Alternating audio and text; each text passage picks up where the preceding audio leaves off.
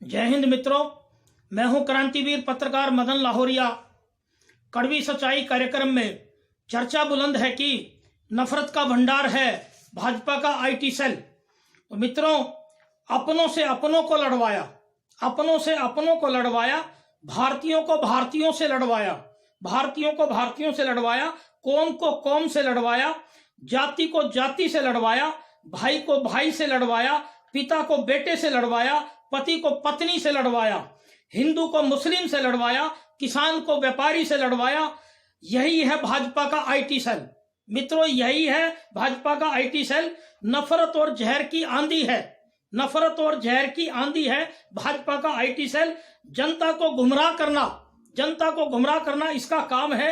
नफरत भरी पोस्टें सोशल मीडिया पर लगवाना इनका काम है। महामारी के इस गंभीर समय में भी, महामारी के इस गंभीर समय में भी भय और दहशत का माहौल, भय और दहशत का माहौल बनवाना इनका काम है।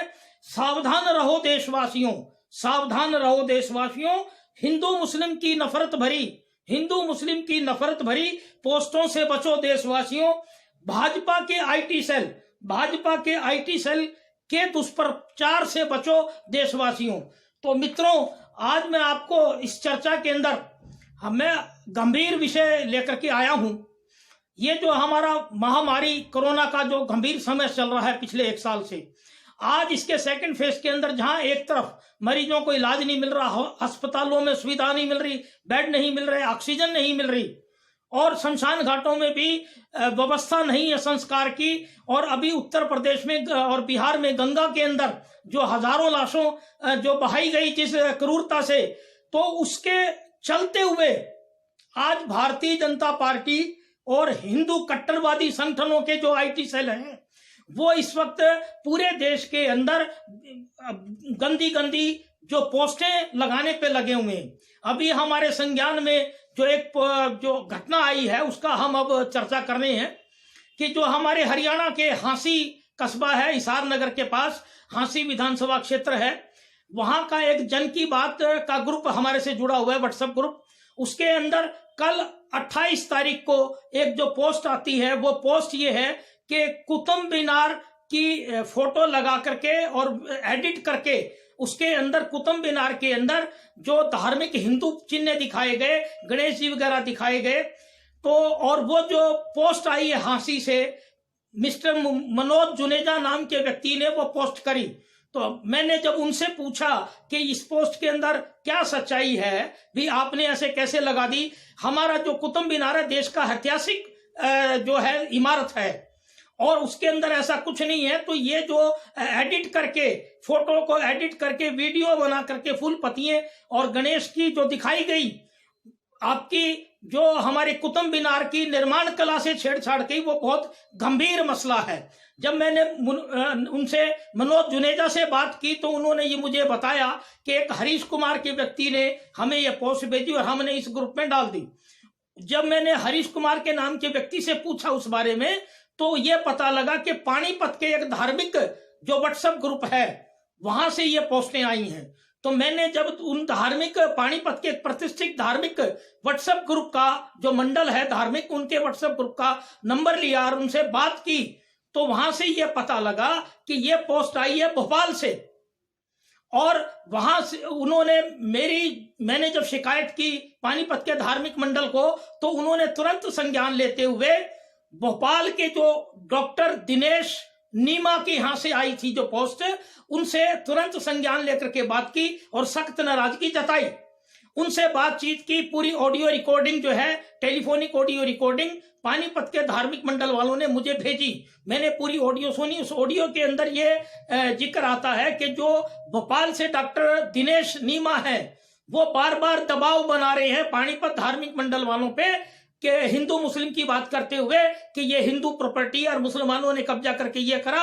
और उन्होंने बार बार प्रयास किया पानीपत धार्मिक मंडल वालों पे दबाव बनाने के लिए, परंतु पानीपत धार्मिक मंडल वाले बहुत अच्छे व्यक्ति थे। उन्होंने उनको बार बार समझाया कि हमारा ये जो मंडल है ये धार्मिक मंडल है, यात्राओं का मंडल है, इस प्रकार की पोस्टें आप मत करो। और उन्होंने यहां तक कहा पानीपत वालों ने, भोपाल वालों को, कि ये हमारा आज हमें वर्तमान और भविष्य देखने की जरूरत है। इस प्रकार की अतीत की पोस्टें उठा करके और भ्रम फैलाने के लिए हमारा ये ग्रुप नहीं है। तो बंधुओं, ये मैं बताना चाहता हूं कि वो जो नफरत की आंधी का जहर तो चला भोपाल से, और कितनी जल्दी फैल गया हमारे हरियाणा के हिसार जिला के हांसी विधानसभा क्षेत्र में। यह कितना बड़ा कुत्सित कार्य किया गया। तो जब इसके पीछे हमने छानबीन की, उससे पहले हमें 3 दिन पहले गुड़गांव के एक नामी ग्रामी व्यापारी के पास से एक सोशल मीडिया में पोस्ट आई। उसके अंदर यह दिखाया गया था कि बरेली के मुसलमान मोहल्ले के लोग एक हिंदू कांस्टेबल को पीट रहे हैं जबरदस्त। वहां भी हमने संज्ञान लिया और उन्होंने पोस्ट डिलीट की। वो जो जानबूझ के क्रिएट की गई थी पोस्ट हिंदू मुस्लिम दंगा करवाने के लिए। इसी प्रकार एक और व्यापारी गुड़गांव के, उनके यहां से एक ऐसी पोस्ट आई कि देश की आजादी से पहले, जो हमारे बंगाल के अंदर बहुत साल देश की आजादी से पहले कोई हिंदू मुस्लिम के दंगे हुए थे, वो पुराने ऐतिहासिक पेज निकाल के फोटो सहित उनको जोड़ करके और वो उनको वहां भेजी गई। वो भी हमने संज्ञान लिया 3 रोज पहले, और वो जो पोस्ट डिलीट करवाई गई। तो आज मैं यहां बता देना चाहता हूं कि इस प्रकार से ये पिछले लगभग 10 से 15 दिनों के अंदर हरियाणा और गुड़गांव में और हिसार जिले के अंदर कई ऐसी पोस्टें देखी गई हैं कि जो हिंदू मुस्लिम और धर्म की कट्टरवादिता पर निर्भर हैं। तो ये कौन कर रहा है? ये हमारा आज हमारे सभी दर्शकों के संज्ञान में लाने वाली बात है कि आज हमने जब गहरी छानबीन की, तो इसके बाद हमने भाजपा के आईटी सेल की जब छानबीन की, तो वहां हमें मालूम पड़ा कि जो भारतीय जनता पार्टी के राज्यसभा सदस्य और सीनियर लीडर सुब्रमण्यम स्वामी ने 7 सितंबर 2020 को एक अपने ट्विटर हैंडल पर एक ट्वीट की, भारतीय जनता पार्टी की आईटी सेल के खिलाफ सख्त टिप्पणी की।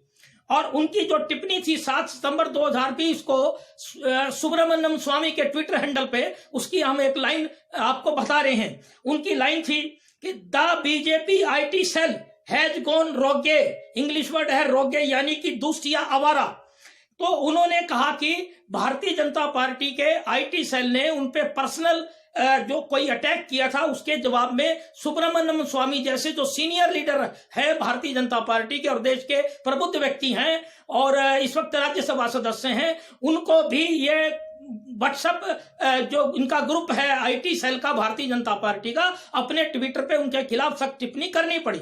उसके बाद उन्होंने अपने ट्विटर पे दूसरी सेकंड टिप्पणी की, जिसमें उन्होंने भारतीय जनता पार्टी के आईटी सेल के अध्यक्ष अमित मालवीय को जो झगड़ालू और दंगा फरस्त व्यक्ति बतलाया और उन्होंने कहा कि ये इस किस्म के लोग हैं और झूठी पोस्टें लगाते रहते हैं।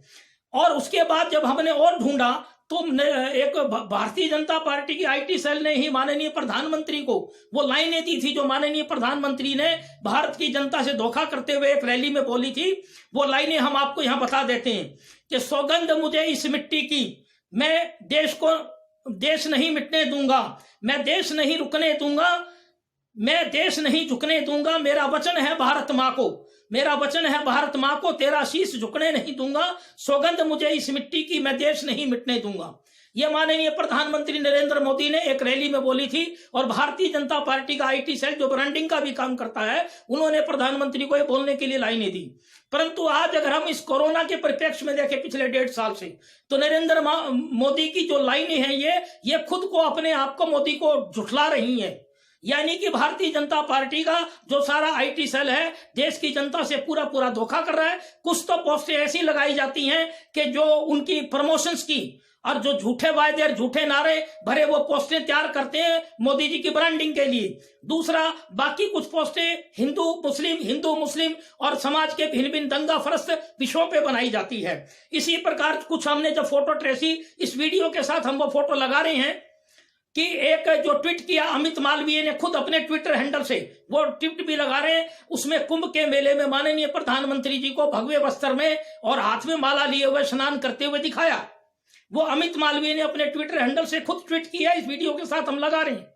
उसके अलावा एक चित्र अब राम मंदिर का ऐसा तैयार किया इन्होंने कि प्रधानमंत्री का कद तो ऊंचा दिखाया और भगवान राम का कद नीचा दिखाया, और भगवान राम मोदी जी की उंगली पकड़े हुए, यानी मोदी जी भगवान राम को मंदिर की तरफ रास्ता दिखाने। ये है भारतीय जनता पार्टी का आईटी सेल। ये हमारे भगवान राम का मजाक उड़ा रहा है, हिंदुत्व का मजाक उड़ा रहा है और हिंदू और उसके दंगों की सारी पोस्टें लगाते हैं। इसके अलावा और भी कई हमने इसमें लगाई है फोटो। दूसरा एक बात, जो इन्होंने पहले जो स्लोगन बनाए थे, अच्छे दिन आने वाले हैं, वो स्लोगन भारतीय जनता पार्टी के आईटी सेल ने बनाए, वो कहां आए? सबका साथ सबका विकास, वो भी आईटी सेल ने बीजेपी के बनाए, वो कहां आए? फिर तीसरा बनाया अन्नदाता की आय होगी दुगनी, तो वो भी कहां आए?